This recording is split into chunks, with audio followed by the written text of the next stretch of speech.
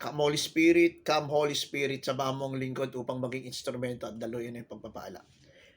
Duty Sunday po tayo, Alert Team. October 6, 2025. Welcome to Hold the Line. Police Executive Master Sergeant Brother Aldimones, nais po magbahagi. Yung gospel po ngayon is about pananalig sa Diyos. At inalintulad ito sa isang butil ng mustasa. Pero may maganda tayong pagbulahin dito, yung wag lang natin tumbukin yung pananalig, kundi isama na natin yung pag-asa, pananampalataya, purpose at paggawa. Sinabi ng mga apostol sa Panginoon, dagdagan po ninyo ang aming pananalig sa Diyos. Tumugon ng Panginoon, kung maging sinlaki man lamang ng butil ng mustasa ang inyong pananalig sa Diyos, masasabi nyo sa puno ng sikomoro ito, mabunot ka at matanim sa dagat at tatalima ito sa inyo. Sabi po sa Korinto 13:13, tatlong mananatili, ang pag-ibig, ang pag-asa at ang pananampalataya. Ngunit ang pinakadakila sa lahat ay ang pag-ibig. Ito po yung i-align natin dito sa gospel. Kasi makita natin na hindi lamang ito pananampalataya, kung hindi meron pang tinatawag tayo na pag-asa at pag-ibig.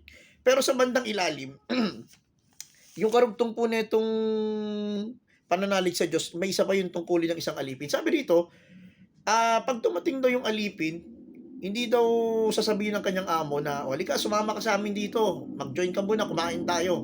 Pagkos, itong amo daw, pagdating ng alipin, uutusan pa, o pag-prepare mo muna ako ng pagkain. After ko kumain, saka ka na, bahala ka na, pero kailangan ipag-prepare mo muna yung amo mo. Parang unfair, no? Pero nakita natin dito, magiging makabuluhan yung alipin pag nagawa niya yung pagsilbihan yung kanyang amo. Makita kasi natin dito yung purpose. Ang purpose kasi ng alipin is to serve yung kanyang boss, is to serve yung kanyang amo. Ito ngayon yung gustong ipaalala sa atin. Ano bang purpose mo? Ano bang purpose ko? Ang purpose po natin, kapatid, is to serve God. Kaya, sabi dun sa isang nabasa kong quote, yung quote ni Father Raura, sabi niya, kaya ka pa daw nagising, may purpose ka pa. At ito yung paalala. Kaya ka ginising ng Panginoon, may purpose ka pa. Anong purpose? Para mag-serve sa ating Panginoon. Hindi ka lang inilagay dyan ng Diyos para lang maging palamuti ng opisina. Hindi ka lang inilagay dyan ng Diyos para ka matanyag. Inilagay ka ng Diyos para maging pulis, para maging nurse, maging sundalo, kawani ng gobyerno, o sa pribado, o sa larangan ng sports, inilagay ka dyan ng Diyos dahil may purpose ka. Is to serve God. Paano ka magsaserve sa ating Panginoon? Two things po. Unang-una, through the Word of God. Preach the Word of God. Isabihin mo na may salvation. Sabihin mo na si Jesus ang daan ng katotohanan at ang buhay through the Word of God. Second is through action. Sabi lagi itong pananagutan. Sabi doon sa gospel, come, enter into my kingdom. Mabuting alipin, pumasok ka sa aking kaharian.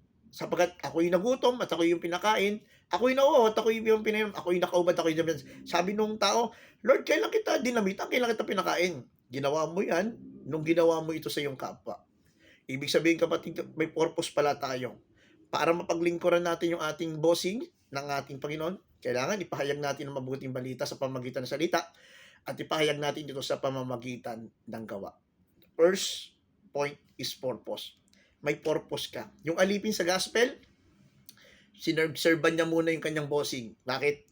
Hindi siya sumamaan loob kasi may purpose siya. Yun ang purpose niya sa buhay niya, is to serve.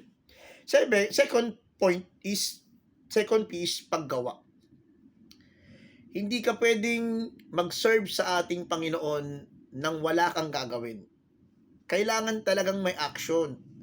Sabi nung kapatid, ang pananampalatayang walang kalakip na gawa ay isang pananampalatayang patay. May pananagutan ka na gawin kung ano yung tama, na ano yung dapat mong sabihin, ano yung dapat mong gawin. May gagawin ka. Hindi pwedeng pray lang ng pray. Kailangan may action. At ang action na ito, may ipapasok natin sa paggawa. Doon sa alipin. Hindi lamang siya sumunod.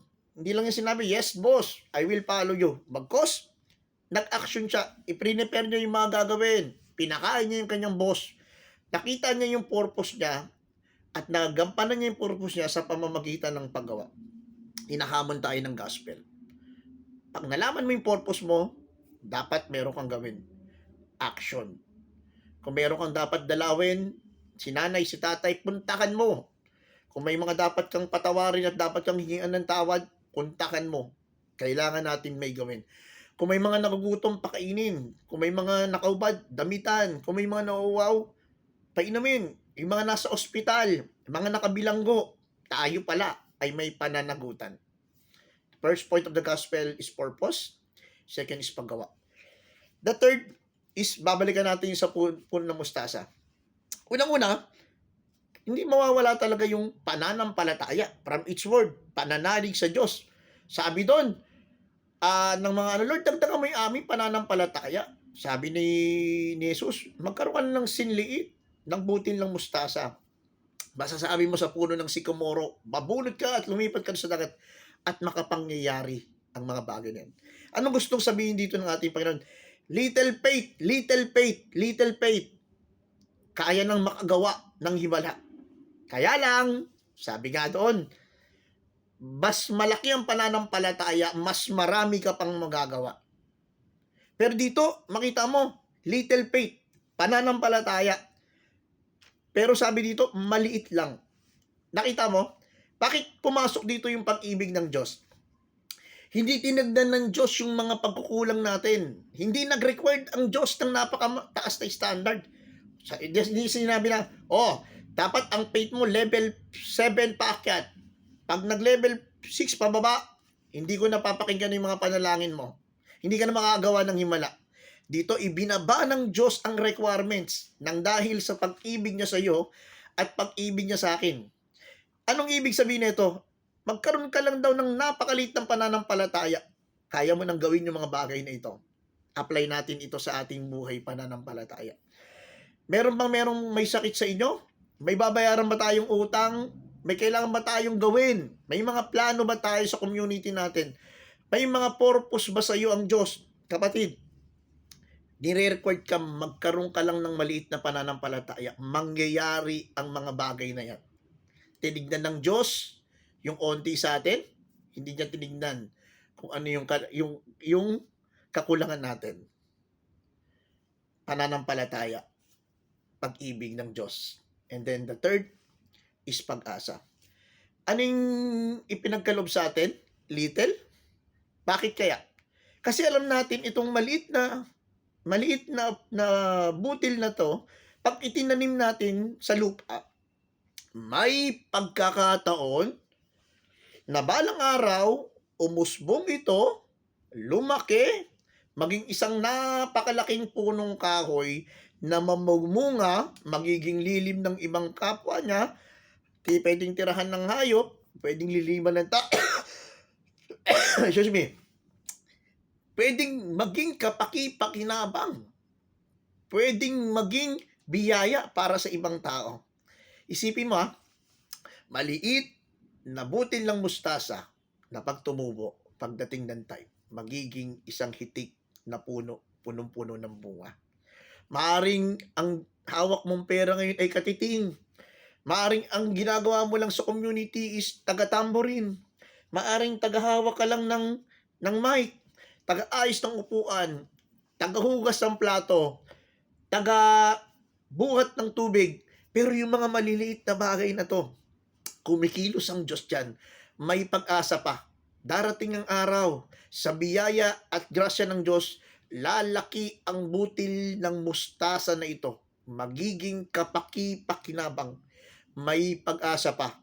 Ano man ang dinadanas mo ngayon, maaring sa oras na to, maliit na butil ng mustasa ka. Walang naitutulong, walang nagagawa, walang purpose. Pero ang gusto ng Diyos, pinapaalala sa'yo, na pagdating ng takdang panahon, gagabitin ka niya. Mamumunga ka. Magiging isang pakinabang na puno na maglilingkod sa kanyang pamilya, sa kanyang sambayanan, at higit sa lahat, sa pamayanan ni Jesus. May purpose ka, kailangan mo ng paggawa, kailangan ng pananampalataya, pag-ibig ng Diyos, at higit sa lahat, may pag-asa pa. Mga kapatid ko sa pananampalataya, Bago po tayo mag-pray, iniimbitahan ko po kayo. Anniversary po ng isa sa mga prayer group po ng Pinag-Isang Puso Catholic Charismatic Ministry Incorporated. Magkakaroon po ang community ng festivity with the host ng pamunuan po ng Guadalupe Prayer Group. Gaganapin po ito diyan po sa San Nicolas Chapel.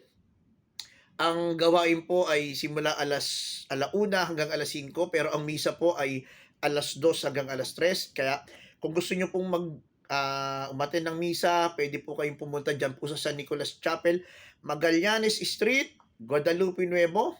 Hanapin nyo lamang po kami at naroon po kami. Pupunta po tayo doon, magkita-kita po tayo doon.